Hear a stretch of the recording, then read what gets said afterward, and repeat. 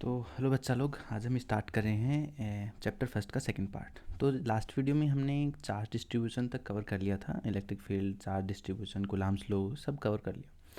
अब देखो नेक्स्ट इस वीडियो में हम करने वाले हैं इलेक्ट्रिक फ्लक्स से स्टार्ट। तो ये होगा हमारा चैप्टर फर्स्ट का पार्ट सेकेंड। तो बेसिकली इस वीडियो में हमारा चैप्टर ख़त्म हो जाएगा। तो बेसिकली हमारा फर्स्ट टॉपिक है आज का electric flux. So what is the electric flux. देखिए बेसिकली होता ये है कि जब भी आपकी एक सरफेस से कोई भी इलेक्ट्रिक फील्ड लाइंस पास करती हैं, जैसे कोई एग्जांपल ले रहा हूँ कि ये इलेक्ट्रिक फील्ड लाइंस है मेरी, ये इलेक्ट्रिक फील्ड है and this is surface, any surface perpendicular to that. If the electric field lines, whatever the number of electric field lines passing through this field and this surface, and this is called electric flux basically. So electric flux is defined as proportional to the number of field lines crossing or cutting any area of cross section in space. तो देखो जब भी ये दोनों perpendicular होगा तो हम directly जो है फ्लक्स का नोटेशन होता है फाई। इसको अगर हमारा स्मॉल एरिया है दिस ये वाला, तो हम ये कहेंगे delta phi is equal to E dot delta s. Okay, ये हुआ फ्लक्स का डेफिनेशन। अब ये तब वैलिड है जब आपका परपेंडिकुलर होते हैं दोनों, ठीक है। अगर ऐसा नहीं है, लाइक हमारा अगर ये जो फील्ड लाइन है इनसे अगर सरफेस ने थीटा एंगल ड्रॉप कर रखा है ऐसे, अगर ये टिल्टेड है, देन आपका इसका जो एरिया वेक्टर होगा, यहाँ पे देखिए एरिया वेक्टर इसी साइड था, तो इन दोनों के बीच में इलेक्ट्रिक फील्ड और एस वेक्टर जो है एरिया वेक्टर, इन दोनों के बीच में 0 डिग्री एंगल था। यहाँ पे थीटा 0 था। बट अगर यहाँ पे थीटा कुछ है, मतलब यहाँ पे देखिए आप, इसका एस वेक्टर इधर आएगा और ई वेक्टर इधर था, तो बेसिकली यहाँ पे बीच में कुछ एंगल है। तो आपको क्या करना है, इलेक्ट्रिक फील्ड लाइंस का वही कंपोनेंट लेने हैं जो इलेक्ट्रिक फील्ड के प्रोपोर्शनल है, मतलब एरिया का वही कंपोनेंट लेना है जो इलेक्ट्रिक फील्ड के प्रोपोर्शनल है। तो बेसिकली यहाँ पे हो जाएगा हमारा डेल्टा फाई का फॉर्मूला चेंज होके ई dot delta S cos theta. कि आप किसी भी एक का कंपोनेंट ले लीजिए, जैसे एस का कंपोनेंट ई की डायरेक्शन में लेंगे तो कितना आएगा ये एस कोस थीटा। ऐसे ई का कंपोनेंट एस की साइड में लेंगे तो कितना आएगा ई कोस थीटा। तो आप किसी भी एक का कंपोनेंट ले लीजिए और दूसरे के साथ मल्टीप्लाई कर दीजिए, तो ये हो जाएगा जो मेन फॉर्मूला है इलेक्ट्रिक फ्लक्स का वो। Now there is an definition, the number of field lines passing through a perpendicular unit area. तो यही मैंने बताया आपकी कि परपेंडिकुलर होती हैं तो आप डायरेक्टली नंबर ऑफ लाइंस को कंसिडर कर सकते हो, बट अगर परपेंडिकुलर नहीं है तो वहाँ पे कोस थीटा पिक्चर में आएगा। नाउ ये फ्लक्स एक स्केलर क्वांटिटी होता है, ये सबको पता होता है, ठीक है। ये तो हो गया बेसिक आपका फ्लक्स का डेफिनेशन और ये सब चीज़ें। अब देखो फ्लक्स का यूज़ कहाँ होता है, गॉस लॉ के अंदर। तो अभी गॉस लॉ देखो, डेफिनेशन क्या है गॉस लॉ का। According to Gauss law, total electric flux through a closed surface enclosing a charge is 1/ε0 times the magnitude of charge enclose. इसका मैथमेटिकल एक्सप्रेशन है कि जो फ्लक्स है वो आपका चार्ज अपॉन 1/ε0 कि जो है charge enclose the surface multiplied by 1/ε0, ये होता है फ्लक्स का फॉर्मूला। अब देखो ये किस सरफेस के लिए बात कर रहा है। एक सरफेस होती है, जैसे कोई भी चार्ज है और हमने एक सरफेस अज्यूम की स्फेरिकल सरफेस, तो उस सरफेस के अंदर जितना भी चार्ज है वो चार्ज अपॉन ε0 उसका क्या होगा, फ्लक्स होगा। वो डिनोट करेगा कि कितनी फील्ड लाइंस पास कर रही हैं, ठीक है। बेसिकली ये हो गया। नाउ नेक्स्ट है कि ये जो सरफेस हमने ड्रॉ करी ये कोई इमेजनरी सरफेस है, बट इसका नाम क्या है, तो इसको बोला गया, क्योंकि ये गॉस लॉ के अंदर हमने डिफाइन की है तो इसको नाम दे दिया गया था गॉसियन सरफेस, ठीक है। गॉसियन सरफेस इमेजनरी सरफेस होती है ना। इसका डेफिनेशन देख लेते हैं। The close surface on which Gauss law is applicable is defined as Gaussian surface. जिस भी सरफेस पे अपन गॉस लॉ को डिफाइन करते हैं या फिर गॉस लॉ अप्लाई करते हैं, उन सरफेस को हम बोलते हैं गॉसियन सरफेस। नाउ यहाँ पे एक नोट डला हुआ है, तो देखिएगा, Gaussian surface can be of any shape. Like इसका आप सिलेंडर ले सकते हो एग्जाम्पल, या फिर स्फीयर ले सकते हो। लगभग ये सिमेट्रिक होती है, बट अनसिमेट्रिक केस भी होते हैं इसके, तो ये किसी भी साइज़ की हो सकती है। Only condition is that it should be closed. Condition ये है कि गॉसियन सरफेस क्या होनी चाहिए, क्लोज्ड होनी चाहिए। ये इंपॉर्टेंट पॉइंट है, कई बार एग्जाम में आ सकता है। गॉसियन सरफेस की प्रॉपर्टी लिखिए। नेक्स्ट है Gaussian surface is hypothetical in nature. कि गॉसियन सरफेस मैंने पहले ही बता दिया था, हाइपोथेटिकल मतलब ये इमेजनरी टाइप का होता है, मतलब ये वैलिड नहीं है, फिजिकली नहीं आप इमेजिन कर सकते कि ये सरफेस है, ऐसा कुछ है। गॉसियन सरफेस क्या है, इमेजनरी सरफेस है, तो it is does not have a physical existence. Okay, तो ये मैंने बता दिया आपको। ओके, नाउ यहाँ पे दिया हुआ है deriving Gauss law from Coulomb's law. तो देखिए गॉस लॉ ने क्या बोला कि डेल्टा फाई आपका होता है क्यू अपॉन एप्सिलॉन, बट हमें पता है कि फ्लक्स कितना था, फ्लक्स तो ई डॉट डेल्टा एस था। तो हमने क्या कहा कि इसको डिराइव कैसे करेंगे, तो देखिए according to Coulomb's law what is our electric field, for any charge, तो that is 1/4πε0 and Q divide by R square. ये तो एक बेसिक आपका फॉर्मूला हो गया इलेक्ट्रिक फील्ड का। अब देखो मैंने एक चार्ज ड्रॉ किया और एक सरफेस अज्यूम कर लिया, Gaussian surface like this. Okay, sphere है अज्यूम करिए, और ये रेडियस अगर मैंने आर मान लिया स्फीयर का, तो आप बताइए कि इलेक्ट्रिक फील्ड जो है वो किस डायरेक्शन में होगा, आर कैप में होगा। ठीक है भैया। अब देखो एस वेक्टर, यहाँ पे जो डेल्टा एस या एस वेक्टर है वो किस डायरेक्शन में है। देखिए स्फीयर के लिए जो सरफेस होता है वो सरफेस वेक्टर आपका परपेंडिकुलर टू द सरफेस होगा, तो हम कह सकते हैं इसको ये आर कैप के अंदर ही हुआ। तो और हुआ कितना 4πr²। इसका सरफेस का एरिया कितना होता है स्फीयर के लिए, जो सरफेस एरिया है वो हमारा होता है 4πr²। तो हमने मल्टीप्लाई किया और हम डॉट प्रोडक्ट करेंगे बेसिकली, तो दोनों के बीच का एंगल 0 है, तो आप डायरेक्ट भी बोल सकते हो ये डॉट डेल्टा एस। जैसे मैंने आपको 2 केस बताए थे कि जहाँ पे एंगल 0 होता है वहाँ आप डायरेक्ट लिख देंगे, और जहाँ एंगल 0 नहीं होता वहाँ आपको क्या लिखना पड़ेगा, एक कोस थीटा आएगा because of the dot product here. ठीक है, तो यहाँ पे 0 एंगल है तो हम डायरेक्ट लिख सकते हैं। तो चलिए इसको आगे सोल्व करते हैं ना। ये हो जाएगा हमारा flux is equal to E dot delta s, क्योंकि एंगल कितना था 0 डिग्री। ई का वैल्यू पुट कर दीजिए 1/4πε0 क्यू डिवाइड बाई आर²। ना हमारा डेल्टा एस आएगा। अब डेल्टा एस का कितना लिखा हमने वैल्यू 4πr², तो ये भी पुट कर दीजिए Q divide by 4πε0 r² into 4πr²। तो यहाँ पे हमारा जो फ्लक्स आ रहा है वो हो जाएगा फाई, और delta phi you can say is equal to 4πr² is cancelled and we have Q upon ε0। तो ये प्रूफ हो गया गॉस लॉ का बाय द कूलम्ब्स लॉ। तो ये हो गया proof of Gauss law by Coulomb's law. तो ये हो गया प्रूफ। ओके, अब नेक्स्ट देखिए, गॉस लॉ की काफ़ी सारी एप्लीकेशन है फिजिक्स में कि हमें जब भी इलेक्ट्रिक फील्ड फाइंड करना होगा किसी भी सरफेस के लिए, किसी भी लाइन चार्ज के लिए, वॉल्यूम चार्ज के लिए, सरफेस चार्ज के लिए, तो हम गॉस लॉ का यूज़ करते हैं। ठीक है, गॉस लॉ काफ़ी इंपॉर्टेंट होता है। तो कई सारी एप्लीकेशन हैं, बट हम आपकी एनसीईआरटी के अकॉर्डिंग यहाँ पे 2 एप्लीकेशन दी हुई है, उनको यहाँ पे लेके चल रहे हैं। तो फर्स्ट एप्लीकेशन है आपका electric field due to line charge. तो देखिए जैसे हमने कोई लाइन चार्ज कंसिडर किया, ये प्लस प्लस प्लस अज्यूम कर रहे हैं हम चार्ज को, हम मान लेते हैं कि इसका लाइन चार्ज का लेमडा है चार्ज डेंसिटी। तो मैंने कल के लेक्चर में बताया था आपको कि जो चार्ज डेंसिटी होता है, चार्ज डेंसिटी वो होता है लेमडा इक्वल टू जितना भी चार्ज होगा और डिवाइड बाय लेंथ।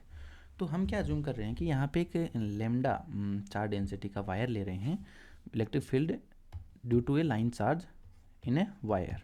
ठीक है, तो ये होगा यहाँ पे। अब बेसिकली यहाँ पे हमने अज्यूम किया है वायर, तो मतलब इसका कोई भी वॉल्यूम या थिकनेस ऐसा कुछ नहीं है, हमने अज्यूम किया है इसका सिर्फ लेंथ एग्जिस्ट करता है। तो हमें लेमडा क्यू बाई एल ये शुरू में लिख लेना है, ये चार्ज डेंसिटी हो गया। अब देखो हम एक अज्यूम करेंगे एक गॉसियन सरफेस, ये अज्यूम कर लिया जैसे हमने सिलेंडर, क्योंकि लाइन चार्ज को हमें कंसिडर करना है तो सिलेंडर होगा, जैसे किसी स्मॉल चार्ज को कंसिडर करना होता है तो स्फीयर ले लेते हैं। अब यहाँ पे लाइन चार्ज था तो हमने सिलेंडर ले लिया, सिलेंडर का लेंथ हम एल मान रहे हैं और ये डिस्टेंस हम मान रहे हैं आर, जिसको रेडियस बोलते हैं। ठीक है, तो यहाँ पे देखिए हमने गॉस लॉ के अकॉर्डिंग पढ़ा कि डेल्टा फाई जो होता है वो होता है ई इंटू डेल्टा एस, और ये इक्वल होगा आपका क्यू अपॉन ε0 के। ये जो चार्ज होता है वो याद रखिएगा गॉस लॉ में इनसाइड चार्ज होता है, बट यहाँ पे जो इलेक्ट्रिक फील्ड होगा इसके कारण वो आपका इनसाइड प्लस आउटसाइड टोटल जो चार्ज होगा उसके कारण होता है। ठीक है, तो इलेक्ट्रिक फील्ड डिपेंड नहीं करता कि आपका चार्ज क्या ले रहे हो आप, चार्ज यहाँ फॉर्मूले में इनसाइड लेते हैं, लेकिन इलेक्ट्रिक फील्ड दोनों के कारण होता है। ये गॉस लॉ का ऊपर बताना था बट पॉइंट रह गया था, तो देखिए हो गया। अब देखो हमने ये अज्यूम कर लिया। अब देखो डेल्टा फाई हमें इसकी कोई नीड नहीं है तो इसको छोड़ते हैं, हमारे को काम आएगा E dot delta S Q divide by ε0। अब एक चीज़ बताइए मेरे को, यहाँ पे 3 सरफेस हैं, फर्स्ट सेकंड एंड ये वाली थर्ड, 2 स्फेरिकल सरफेस हैं, ऊपर वाली नीचे वाली, और एक साइड का जिसको हम कर्व्ड सरफेस बोलते हैं वो है। अब यहाँ देखिए सरफेस वेक्टर की अगर बात करें तो फर्स्ट सरफेस के लिए जो सरफेस वेक्टर हुआ वो तो S1 ऊपर की साइड हुआ, थर्ड के लिए हुआ S3 नीचे की साइड, और सेकंड सरफेस के लिए S2 वेक्टर जो है वो आउटसाइड आर कैप की डायरेक्शन में हुआ। अच्छा, अब देखो लाइन चार्ज का जो इलेक्ट्रिक फील्ड होता है वो किस साइड होगा, वो भी आर कैप में ही होगा। आप आर कैप किसी भी साइड ले सकते हो, तो ये जो कर्व्ड सरफेस है इसके लिए आपके इलेक्ट्रिक फील्ड और सरफेस एरिया के बीच में एंगल थीटा 0 डिग्री है। बाकी फर्स्ट और थर्ड के लिए हमारा एंगल कितना आ रहा है 90 डिग्री। तो चलिए इस फॉर्मूले में हम वैल्यू पुट कर देते हैं डॉट प्रोडक्ट में। तो बेसिकली हमारा क्यू जो है, क्योंकि हमें चार्ज पता है इसमें, तो क्यू कितना है इसमें लैम्डा इंटू लेंथ, जितना भी यहाँ पे देखो क्यू कैसे फाइंड करेंगे, यहाँ पे q is equal to charge density into length. तो हमारा क्यू का वैल्यू हो गया लैम्डा इंटू एल, यहाँ पुट कर देते हैं इस इक्वेशन में। तो पहले तो मैं ई डॉट डेल्टा एस को सोल्व कर लेता हूँ तीनों सरफेस के लिए, क्योंकि सिलेंडर के अंदर 3 सरफेस हैं basically, first second and third. तो E vector dot delta S 1, E vector dot delta S 2, E vector dot delta S 3, ये हो गया lambda L divide by epsilon naught. अच्छा, एक चीज़ याद रखिएगा यहाँ पे कि मैंने थोड़ी देर पहले बताया कि फर्स्ट और थर्ड के लिए एंगल कितना है 90 डिग्री। तो जब भी कोस के अंदर 90 आएगा तो उसका वैल्यू कितना हो जाएगा 0। अब यहाँ पे कोस आएगा तीनों में, बट सिर्फ सेकंड ही एग्जिस्ट करेगा क्योंकि इसमें कोस 0 आएगा जिसका वैल्यू 1 होता है। तो ये भी हमारा 0 हो गया, ये भी हमारा 0 हो गया। लिखने की जरूरत नहीं है, अंडरस्टूड चीज़ें हैं कि यहाँ पे भी आपका कितना आएगा कोस 90, यहाँ पे भी कोस 90, ये आप ट्राई कर सकते हैं। इसमें आएगा कोस 0, ठीक है, तो हम इसे कंसिडर कर रहे हैं। तो देखो ई डॉट डेल्टा एस 2, अब कर्व्ड सरफेस का एरिया कितना होता है सिलेंडर के लिए, ये जो सर्कुलर शेप होता है इसका तो सबको पता था पाई आर स्क्वायर, कर्व्ड सरफेस का होता है 2 पाई आर एल, ठीक है। जितना भी इसका हाइट होगा, हमने हाइट के लिया है एल लिया है, तो 2 पाई आर एल हो गया। अच्छा, तो ये हो गया इलेक्ट्रिक फील्ड यहाँ पे कितना हुआ वो हमें फाइंड करना है। डॉट एस एरिया कितना हुआ डेल्टा एस 2 पाई आर एल, दोनों कोस थीटा मतलब कोस 0 हुआ तो उसका वैल्यू हो गया 1। अच्छा, ये इक्वल हो गया हमारा lambda into L divide by epsilon not. Now यहाँ से हम इलेक्ट्रिक फील्ड इजीली फाइंड कर सकते हैं। देखिए कितना आ गया हमारा E इक्वल टू, ये आ गया लेमडा, एल से एल दोनों साइड कैंसिल हो गया, divide by 2 pi epsilon naught r. तो ये हो गया हमारा इलेक्ट्रिक फील्ड ड्यू टू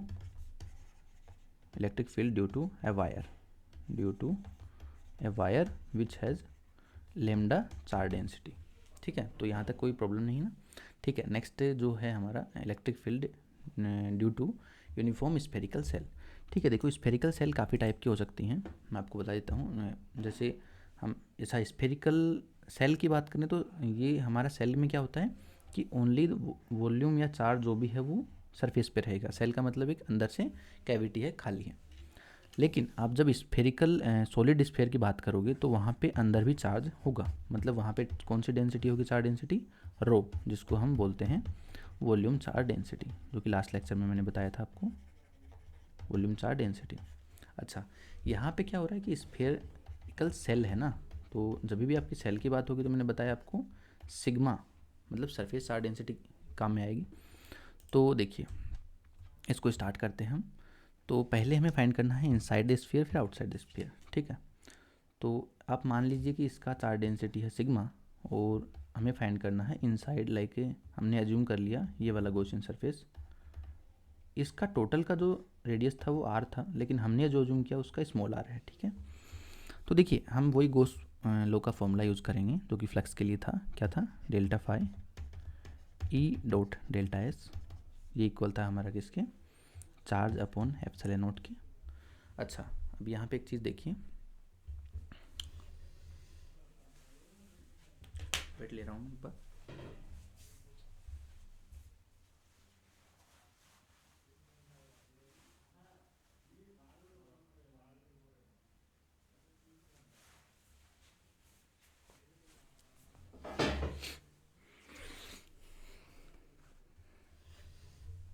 सही तो आ रहा है ना,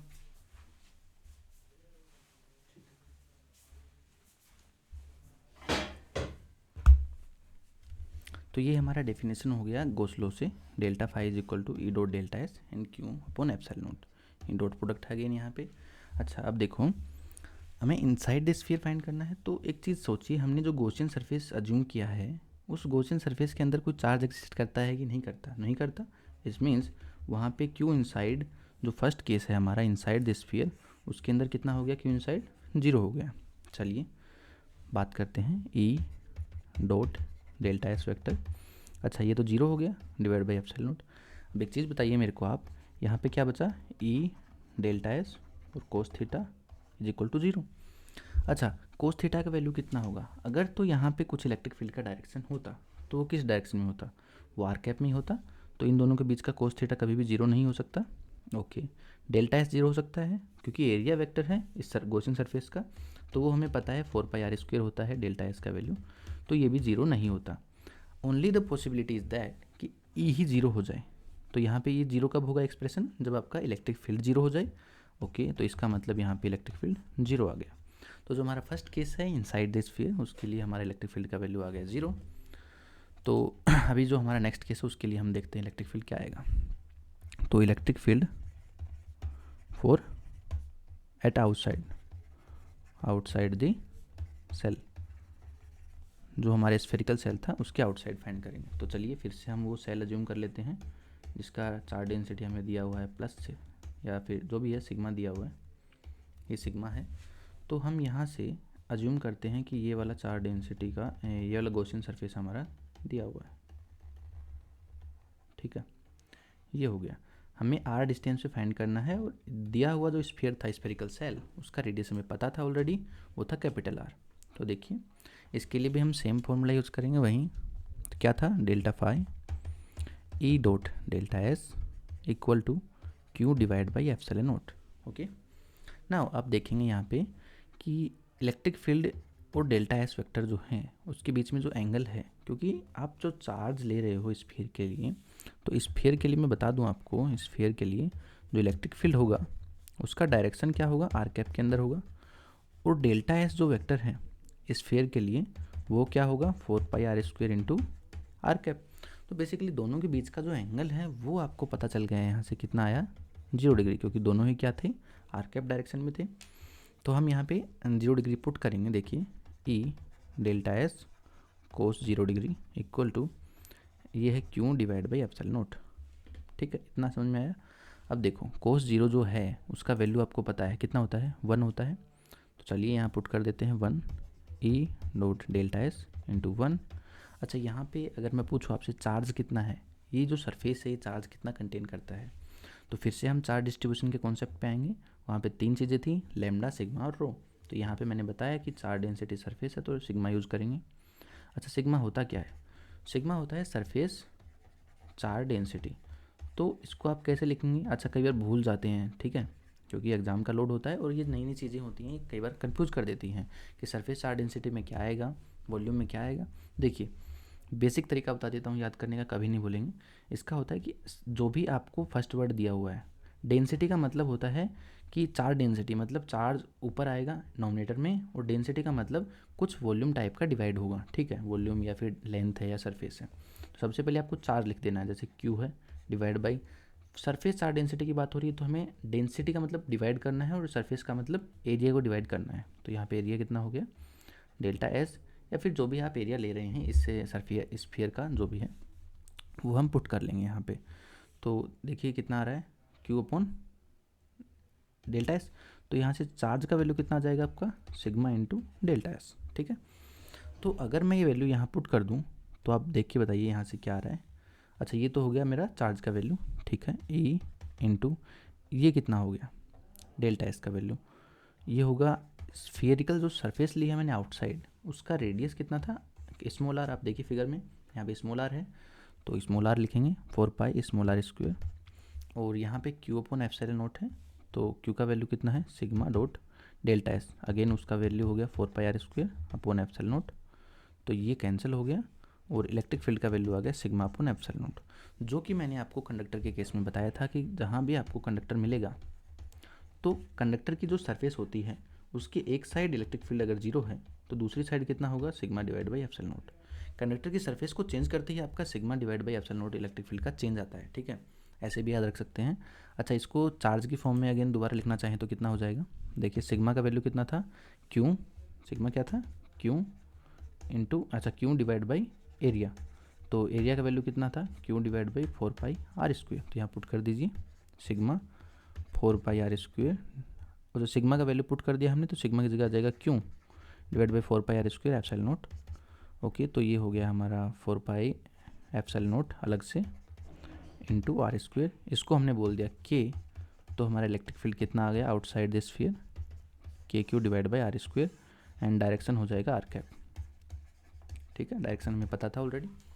ये हो गया हमारा इलेक्ट्रिक फील्ड का expression for the spherical shell. ठीक है, ये होगी दो application.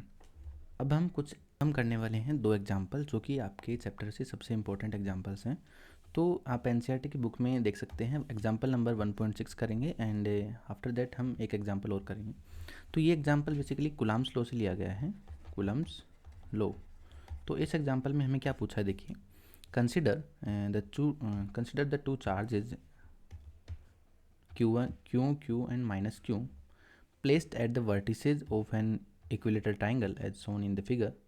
What is the force on each charge? ठीक है, तो देखो इस क्वेश्चन में बेसिकली हमें पूछा है कि हर एक चार्ज के ऊपर फोर्स कितना लग रहा है। तो देखो आप फिगर में देखेंगे तो आपको साफ साफ दिख रहा होगा कि ये जो फर्स्ट जो चार्ज है Q1, यहाँ पे इस Q1 चार्ज के ऊपर आपका फोर्स लग रहा है Q2 और Q3 के लिए। ठीक है, तो Q2 जो चार्ज है, ठीक है, मैं फिगर जो है दोबारा बना देता हूँ आपके लिए, थोड़ा अच्छे से समझ में आ जाएगा। देखिए यहाँ पे ऐसा हो रहा है कि एक चार्ज नेगेटिव है, ये वाला पॉजिटिव है, ये वाला पॉजिटिव है। इसको बोला गया फर्स्ट, इसको सेकंड, इसको थर्ड। अब हमें देखिए फर्स्ट जो चार्ज है उसके ऊपर अगर फोर्स फाइंड करें दोनों चार्ज के लिए, अदर दोनों के लिए, तो जो फर्स्ट जो चार्ज है यहाँ पे उसके ऊपर सेकंड चार्ज किस डायरेक्शन में फोर्स एग्जिस्ट कर रहा है, इस डायरेक्शन में according to the line. Okay, तो ये डायरेक्शन मैं इस दूसरे पेन से शो कर देता हूँ, ये डायरेक्शन इस साइड है। और ये जो माइनस वाला चार्ज है ये क्या करेगा, अट्रैक्ट करेगा। ये वाला रिपेल कर रहा था इसलिए इस डायरेक्शन में है, बट ये वाला अट्रैक्ट कर रहा है तो इसका डायरेक्शन हो गया ये वाला। इसको बोल देते हैं फर्स्ट चार्ज के ऊपर फोर्स लग रहा है थर्ड के कारण, थर्ड है ना, यहाँ पे बोल देते हैं फर्स्ट के ऊपर सेकंड के कारण। तो यहाँ से जो है फाइनल जो हमारा फोर्स आएगा वो कैलकुलेट कर लेंगे। देखिए सबसे पहले इसको कैलकुलेट कर लेते हैं। तो जो F1 आएगा वो हमारा आएगा F12 vector plus F13 vector का सम आएगा। ठीक है, अब एक चीज़ देखो, अगर ये जो ट्राइंगल है ये इक्विलेटरल ट्राइंगल है तो ये थीटा कितना हुआ 60 और ये वाला थीटा कितना हुआ 120। अच्छा, तो देखो बिकॉज ये 180 था ना टोटल, तो यहाँ पे जब भी दो वेक्टर का सम करना होता है तो हमें फॉर्मूला पता होता है फाइनल वेक्टर का मैग्नीट्यूड फाइंड करने का। जो फॉर्मूला था क्या था कि जो F1 आएगा उसका फॉर्मूला हो जाएगा रूट ऑफ ये जो F12 है इसका स्क्वायर प्लस F13 का square plus 2 F12 F13 cos of theta. ये होता है बेसिक फॉर्मूला ऑफ वेक्टर। ठीक है, तो यहाँ पे देखिए आपको F12 पता है, F13 पता है, दोनों का वैल्यू सेम है। लेकिन यहाँ पे देखिए F1 जो 2 है उसका वैल्यू लिख देता हूँ मैं K Q एंड ये भी Q हो गया divide by distance L square है। सेम टाइप से F13 भी ये हो गया K Q divide by L square. अच्छा, इनका डायरेक्शन कंसिडर कर लिया तो साइन का कोई कंसिडर करने का ज़रूरत नहीं होता। ठीक है, तो यहाँ पे आ जाएगा, इन दोनों को ही मैं F दे देता हूँ कि ये भी F है ये भी F है। तो यहाँ पे देखिए क्या हो जाएगा F स्क्वायर एंड ये हो गया आपका 2F into F square into cos 120 degree. तो आपको पता होगा कोस 120 डिग्री का वैल्यू होता है -1/2। तो यहाँ पुट कर देंगे, ये देखिए कितना आ रहा है F square 2F square into -1/2। तो ये 2 कैंसिल हो गया एंड -F स्क्वायर से एक F स्क्वायर कैंसिल हो गया। तो आपका फाइनल फोर्स आ गया F। जो नेट जो फोर्स आया इस पॉइंट के इस फर्स्ट चार्ज के ऊपर वो आया आपका F। ठीक है, सेम टाइप से आप सेकंड पे फाइंड करेंगे क्योंकि वहाँ पे भी हमारा एक नेगेटिव आ रहा है एक पॉजिटिव। सेम टाइप से सेकंड के ऊपर भी एक नेगेटिव पॉजिटिव आएगा, तो इसके लिए भी हम इस तरफ डायरेक्शन लेंगे, इस तरफ लेंगे, फाइनल फोर्स कुछ इस साइड आएगा और वो ये आएगा F ही आएगा। अच्छा, थर्ड जो चार्ज बचा उसके ऊपर फोर्स थोड़ा अलग डायरेक्शन में आएगा, तो उसको हम देख लेते हैं। चलिए मैं दोबारा से डायग्राम ड्रॉ कर देता हूँ कि ये था आपका डायग्राम कि यहाँ पे थर्ड जो चार्ज था Q नेगेटिव, यहाँ पॉजिटिव Q, यहाँ पॉजिटिव Q, ये फर्स्ट है ये सेकंड है। अब देखो थर्ड चार्ज के ऊपर डायरेक्शन डोनेट कर रहा हूँ मैं। जो फर्स्ट वाला जो चार्ज है वो भी क्या डायरेक्शन शो कर रहा है अट्रैक्टिव, क्योंकि ये पॉजिटिव नेगेटिव, सेकंड वाला भी नेगेटिव पॉजिटिव। ये मैंने ऊपर बता दिया, ये देख लेना, आप चेक कर लेना और अगर कोई डाउट हो तो मेरे को बता देना। ठीक है, तो ये बेसिकली सेम ही आएगा F ही आएगा। ठीक है, तो यहाँ पे देखो कितना हो रहा है, इसका डायरेक्शन भी ये वाला है, इसका डायरेक्शन भी ये वाला है। ठीक है, तो इन दोनों का जो फाइनल सम आएगा वो कुछ इस डायरेक्शन में आएगा, समथिंग लाइक दिस। ओके, तो हम फाइंड करेंगे वो तो कितना आएगा। इन दोनों के बीच का थीटा जो है इस बार 60 डिग्री यूज़ होगा। तो देखिए आपका जो नेट जो F3 फोर्स है वो आ जाएगा F31 एंड F3 2, तो ये आ जाएगा टोटल फोर्स। अब F3 का मैं मैग्नीट्यूड अगर फाइंड करना चाहूँ तो वो सेम तरीका होगा, इन दोनों का मैग्नीट्यूड सेम है F, तो मैं अज्यूम कर रहा हूँ कि F square plus F square, मैं फॉर्मूला में वैल्यू पुट कर दिया एक तरीके से 2F स्क्वेयर, यहाँ पे cos 60 आएगा, ठीक है। इसका मतलब अब की बार कुछ अलग फोर्स आएगा, ठीक है ना, F नहीं आएगा। इन दोनों के केस में F आया था, लेकिन अब देखिए कितना आ रहा है F स्क्वेयर, यहाँ पे 2F स्क्वेयर इंटू कोस 60 का वैल्यू होता है 1/2, तो 2 कैंसिल हो गया। यहाँ पे आ रहा है 3F square, it means √3F, okay. ये आ गया F3 का मॉड्यूलस का वैल्यू। तो ये आपका क्वेश्चन यहाँ ख़त्म हो गया है। ये काफ़ी इंपॉर्टेंट एग्जाम्पल है कोस लॉ का। इस एग्जाम्पल को करने से आपको पूरा जो क्लियर हो जाएगा कॉन्सेप्ट कूलम्ब्स लॉ का। थोड़ा सा ट्राई करें, एक एग्जाम्पल और भी दिया हुआ है ट्राइंगल का, तो वो इससे पहले वाला एग्जाम्पल है, ये जो भी था 1.6, तो वो 1.5 था। ट्राई करिए और जो इसका आंसर होगा वो आप कमेंट में दे दें मेरे को, ठीक है। नहीं आए तो मेरे को कमेंट कर दीजिए, मैं नेक्स्ट क्लास में आपको सोल्व करा दूँगा, ठीक है। तो देखिए अभी है नेक्स्ट एग्जाम्पल 1.10। तो देखिए इस एग्जाम्पल में क्या दिया हुआ है, the electric field components in the figure are EX is this, EY 0, EZ 0, delta का वैल्यू दिया हुआ है और पूछा है फ्लक्स एंड चार्ज। तो देखो फ्लक्स का जो फॉर्मूला था वो क्या था, electric field into delta S का डॉट प्रोडक्ट। अच्छा इस फिगर को ध्यान से देखिए कि इस फिगर के अंदर, चलो मैं एक बार ड्रॉ कर देता हूँ, कि आपको पता चलेगा कि जो इलेक्ट्रिक फील्ड है वो तो हमारा किस में है, ओनली एक्स डायरेक्शन में है। तो आपका फाइनल जो फ्लक्स आएगा वो या तो एक्स में आएगा, मतलब जो इलेक्ट्रिक फील्ड का जो फ्लक्स आएगा वो दो ही सरफेस के कारण होगा, जिनका जो सरफेस वेक्टर है वो एक्स डायरेक्शन में होगा, ठीक है। तो चलिए ये आप अज्यूम कर लिए कि एक्स डायरेक्शन में ले रहे हैं हम। तो एक्स डायरेक्शन में देखिए ये जो क्यूब रखा है इसके ये वाला राइट और लेफ्ट दो ही सरफेस हो रहे हैं, बाकी जो 4 सरफेस हैं उनके लिए 0 हो जाएगा। तो यहाँ पे जो फाई है वो E डॉट डेल्टा एस, मैं राइट सरफेस लिख देता हूँ, E डॉट डेल्टा एस वो है लेफ्ट सरफेस। ये हो गया मेरा फाई का वैल्यू। अब मेरे को फाइंड क्या करना है, फ्लक्स थ्रू द क्यूब, तो यहाँ से आ जाएगा फ्लक्स, ठीक है। इलेक्ट्रिक फील्ड मेरे को पता है, तो बेसिकली फ्लक्स का वैल्यू आ जाएगा इलेक्ट्रिक फील्ड, देखिए alpha x to the power 1/2। तो जब आप इस डायरेक्शन को ले रहे हैं राइट वाला सरफेस को, तो भी यही अल्फा यहाँ पे x 1/2 आ जाएगा, एंड डेल्टा एस, तो यहाँ पे x, electric field positive x direction में है, इलेक्ट्रिक फील्ड किस डायरेक्शन में, पॉजिटिव एक्स डायरेक्शन में। तो इन दोनों का जो एंगल होगा वो कितना आ जाएगा, कोस थीटा 0 आ जाएगा, मतलब कोस 0 1 आ जाएगा। तो यहाँ पे डेल्टा एस का वैल्यू हो जाएगा हमारा, जो भी इस एक सरफेस का, क्यूब के लिए जो होता है इस सरफेस क्या होता है, क्यूब का स्क्वायर होता है। तो स्क्वायर का एरिया कितना होता है, साइड इंटू साइड ए स्क्वायर, तो ये ए स्क्वायर हो गया, ठीक है।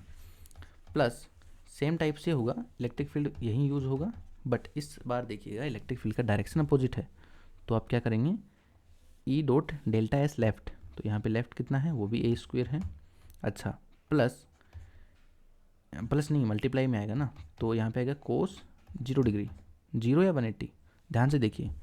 फर्स्ट केस में 0 था, यहाँ पे आएगा कोस 0 डिग्री, बट सेकंड जो सरफेस है लेफ्ट वाली, उसके लिए आपका इलेक्ट्रिक फील्ड उसी डायरेक्शन में है, लेकिन ये जो आपका डेल्टा एस वेक्टर है वो अपोजिट है, तो यहाँ पे हो जाएगा 180 डिग्री। तो देखिए इसको आगे सोल्व करते हैं, फ्लक्स का वैल्यू क्या आ रहा है, फाई। अब राइट सरफेस के लिए एक्स का वैल्यू कितना है, ए, यहाँ पे देखिए a plus a, right surface के लिए 2a हो गया ना, तो alpha into 2a to the power 1/2 and A square, plus यहाँ पे फाइनली कोस 180 के कारण -1 आ जाएगा, तो अल्फा यहाँ पे एक्स का वैल्यू लेफ्ट के लिए ए यूज़ होगा, A to the power 1/2 and A square into ये हो गया -1 जो मैंने यहाँ लिख दिया। तो इसको आप सोल्व कर लीजिए, यही आपका आंसर है। तो देखिए क्या आ रहा है, alpha a to the power 1/2 and A square, ये कॉमन आ गया, यहाँ पे √2 कॉमन है -1, तो ये आपका फ्लक्स का वैल्यू है। यहाँ जो भी आपका ए दिया हुआ है इस क्वेश्चन में, देखिए क्या दिया हुआ है 800 अल्फा का वैल्यू, वो यहाँ पुट करिए, और ए का वैल्यू 0.1 मीटर वो पुट करिए, आंसर आ जाएगा। तो मैंने कॉन्सेप्ट बेसिकली बता दिया आपको, तो आप इसको ट्राई कर सकते हैं, ठीक है। नेक्स्ट इसमें पूछा है charge with in the cube. तो देखिए इसमें क्या करेंगे कि जब आपको चार्ज पूछा जाए तो हमें गॉस लॉ के तीनों फॉर्मूले यूज़ करने पड़ेंगे। Del phi is equal to E dot del D equal to Q divide by epsilon naught. Actually हमने फ्लक्स निकाल लिया, तो हम डायरेक्टली फर्स्ट एंड थर्ड को यूज़ करेंगे चार्ज के लिए। तो चार्ज कितना हो जाएगा, delta phi into epsilon naught. तो फ्लक्स का वैल्यू जो भी है उसको एप्सिलॉन नॉट से ही मल्टीप्लाई करना है, और एप्सिलॉन नॉट का वैल्यू कितना होता है 8.85 10 टू द पावर -12।